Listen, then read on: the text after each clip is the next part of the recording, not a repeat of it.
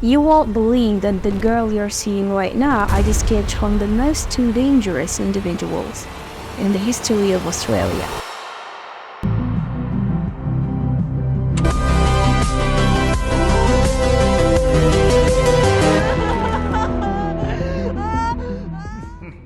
How are you guys today? Welcome to my first video in my YouTube channel. If you like this video, please don't forget to subscribe and click the like button.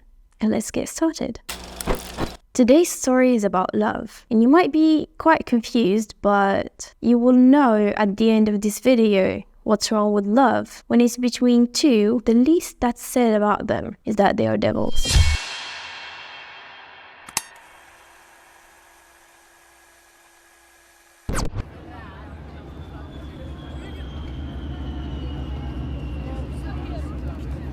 On November the 10th, 1986, it was a beautiful sunny day, and especially in a street named Moir House. However, all the calm disappeared at once when people saw an almost naked girl running with a body full of bruises and bandage marks, other than mentioning her face full of horror that made it seem like something was following her.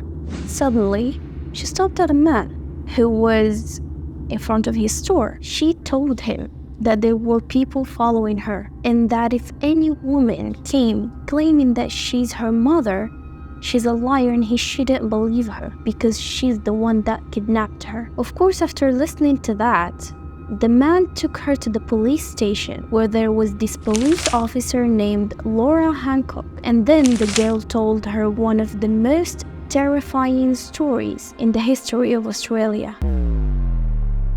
On November the 9th, 1986, there was a 17-year-old girl named Kate Moir. On that day, she was going to a musical party in a city called Perth. After a fun day and the party ended, one of her friends offered to drive her home. Kate accepted her offer, thinking that going back home with a friend is safer than going home alone. The problem is that Kate started to feel guilty because her house was on the opposite side of her friend's. Then she asked her friend to drop her midway, and she'll continue and go alone. The weird thing is that her friend actually accepted to drop her out midway in midnight. Later, Kate stepped out of the car and continued walking to her house. When Kate first started moving, a car stopped on her way where there was a man and a woman. The woman looked out the car window and asked about the name of the street they were at because they were lost. And with a heart's kindness, Kate started to explain to them how to reach the area they wanted to go to. Afterwards, the couple proposed to drive Kate home as a thank you for her help, and she accepted and got into the car. On the way, Kate realized that the interior car door handle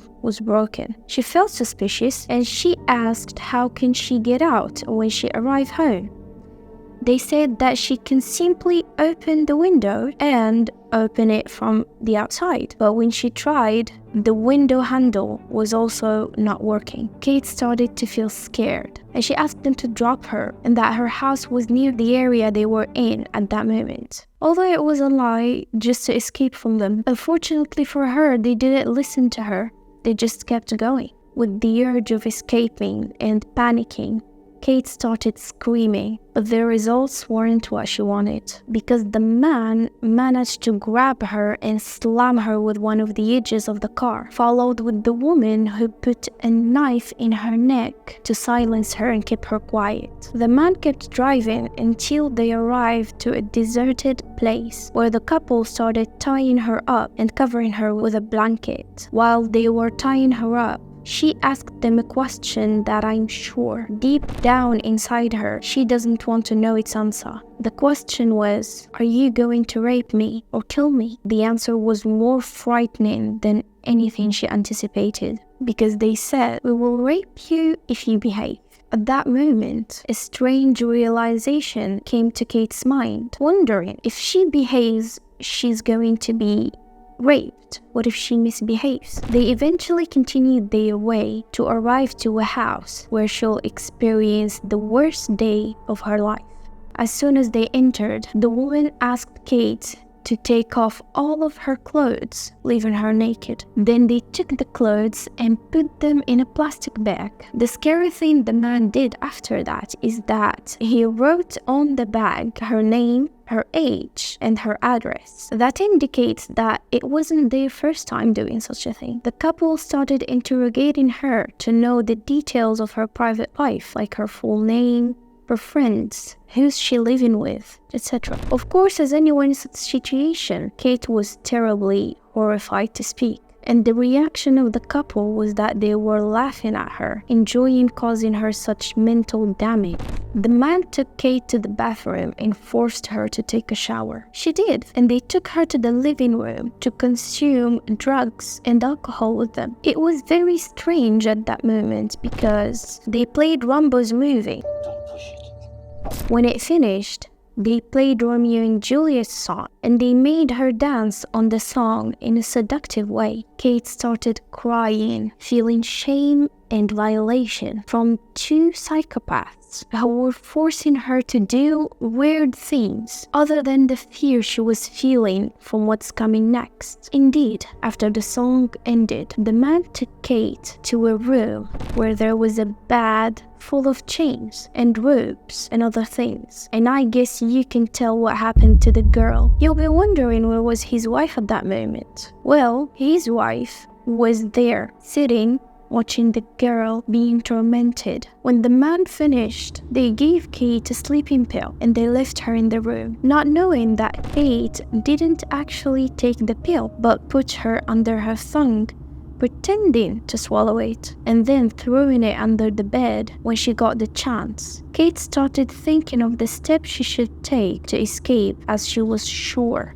that they won't let her live, especially since she already saw their faces and knew their address. In the meanwhile, the woman was laughing and joking of what happened to the girls before Kate, and that if she is to go out of that house, she will go out as a corpse. The question now is, who are these people and what have they done to the girls they were talking about? The couple were David and Catherine Burney. They have grown up as neighbors. However, Catherine's father didn't like Dave. He didn't like him for going into troubles with the police a lot, but his hatred made David and Catherine's relationship stronger, because as they say, everything forbidden is desirable. The father's worries were gradually becoming true as David affected Catherine, and they began to commit crimes together, such as theft and vandalism. All sorts of little crimes that made these crazy people fall for each other. And that of course led them to go into jail from time to time. But every time they get out of it, they go back to each other,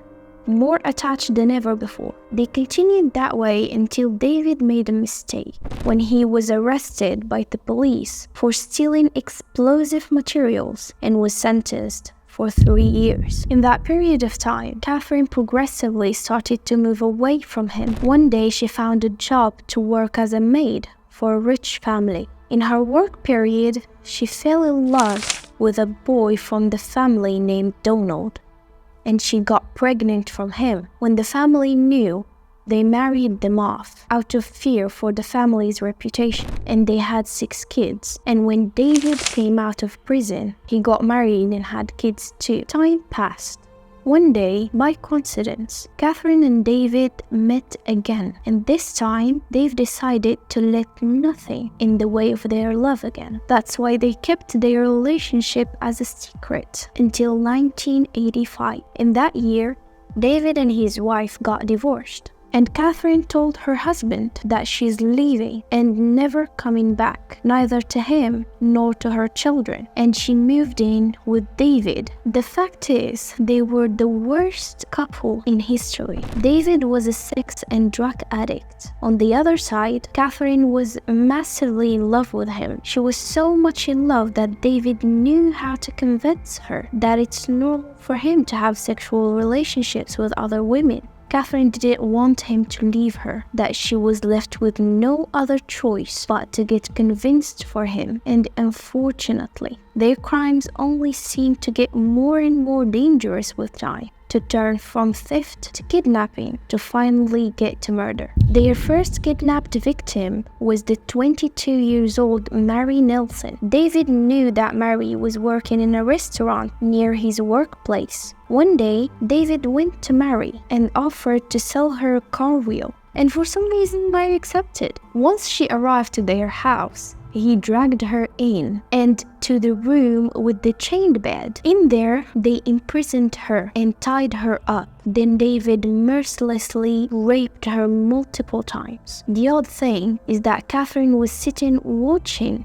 and taking notes on a paper. And when the night came, they took Mary to a park called Glen Eagle, where David raped her once again before choking her with a rope and stabbing her to death to finally bury her there. 2 weeks later, David and Catherine found another girl who was only 15 years old. Her name was Susanna Kennedy. They took her and they did the exact same thing they did to Mary, but this time it was more horrible than the previous because Catherine joined David in this one and they kept her for a longer duration to use her for sex and torture at their convenience. And at the end, Catherine choked the little girl herself and killed her. Then they took Susanna's body and buried her exactly next to Mary in the same park.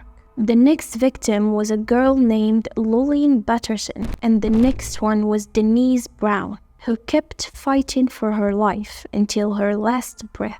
To the extent that when they thought she died and they were burying her in a park called Binjar, she pulled her head out from under the mud trying to escape. Then David took an axe and hit her in the head to break her skull in half. And the next girl was Kate, that's still imprisoned in the same house. Kate's second day in the house of these murderers, she was still in the room chained up before David came and unchained her. Catherine took the girl to the living room, sat next to her, and played a movie again. After some time, Catherine took the newspaper and started reading it. Then she began with evil giggles. Kate next to her asked her, "What are you laughing about?" Then Catherine showed her a picture in the newspaper, and that was the picture of the girl they broke her skull into half, Denise Brown. Kate took a look to the newspaper, seeing Denise as a missing person. It was then she knew that she will not get out of there alive. But she had an idea, which is to befriend Catherine, because if she could gain her trust, she might have a chance to escape. From then on, Kate began to obediently follow everything Kate ordered. After that, Catherine asked Kate to call her family and tell them that she was alright and that she just went and spent the night with a friend of hers. Indeed, Kate did the exact same thing Catherine ordered her. She called her mom and told her that she was fine, but she added something Catherine didn't tell her to say, which is that she was too drunk that she forgot to call her mom last night. She added that as a signal for her mom to notice that something was not right, because Kate does not drink. But unfortunately, her mom didn't realize anything. Kate started thinking of a way to leave indicators and signals that she was there, in case the house was investigated someday. She left her lipstick under a chair and her pack of cigarettes in a hole in the roof. Of course, the sleeping pill was also one of them. Catherine took Kate to the room and left her to go grab something, but this time she left her unchained. Maybe Kate's plan to let Catherine lower her guards has actually succeeded, and that was her only chance to escape. She decided to escape from a locked window in the room, although she was afraid that unlocking the window would alert Catherine, or she will come back suddenly and cuff her. But that was her only chance. She was going to die in both cases, so why not just take the chance and escape?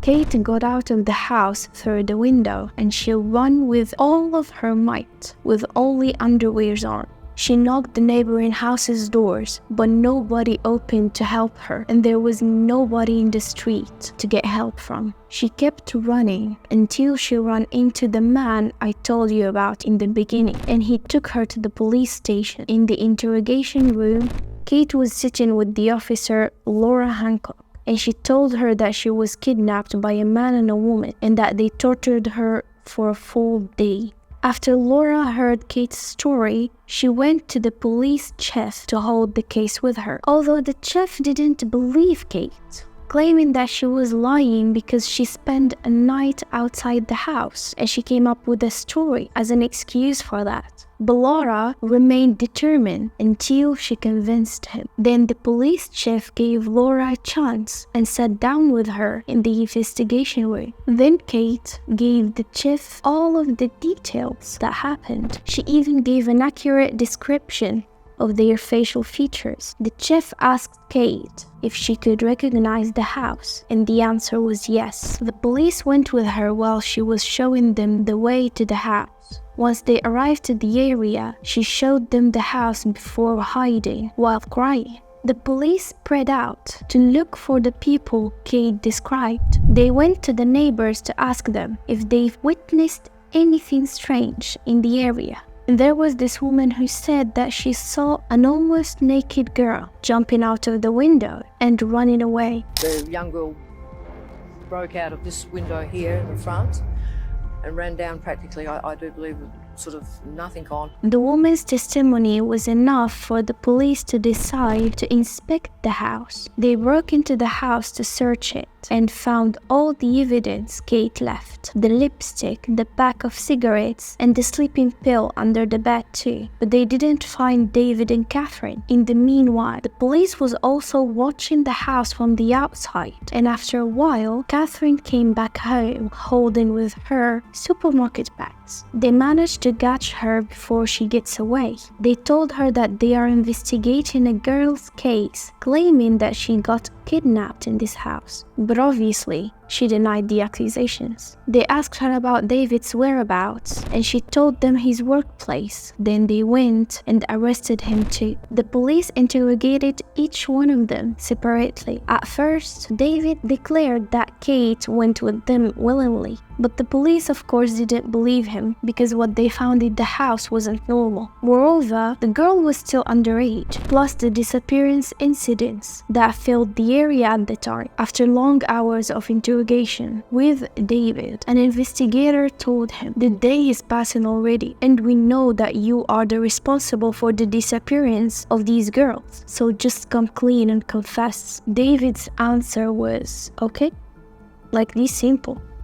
When Catherine knew that David confessed the truth, she did the same and admitted that she participated in the crimes as well. Later, they took David and Catherine to the burial sites of the girls. And even more than that, they knew that they were responsible for the disappearance of Michelle Yornock, because Michelle disappeared on the 25th May 1986. She complained that there were two people following her, a man and a woman, while Michelle's daughter confirmed it, saying that the woman that was roaming around their house had the same facial features as Catherine. And I would like to add that during the trial, David's brother, James, confessed that David tried to seduce him to sleep with him. And in November 1987, after gathering sufficient evidence of their crimes, they were sentenced to life imprisonment for kidnapping 5 girls and killing 4. However, Catherine was allowed conditional release after 20 years of prison, and even though Catherine and David wrote letters to each other, at some point, Catherine cut all of her contacts with David at once to show that she would consider her crimes and wrongdoing with guilt and that she deserves to be released. And because of that, on the 7th December 2005, David committed suicide. And after that incident, on 2007, the court panel denied Catherine's conditional release. On 2017, Kate did an interview with the News 17 and explained everything she went through in details.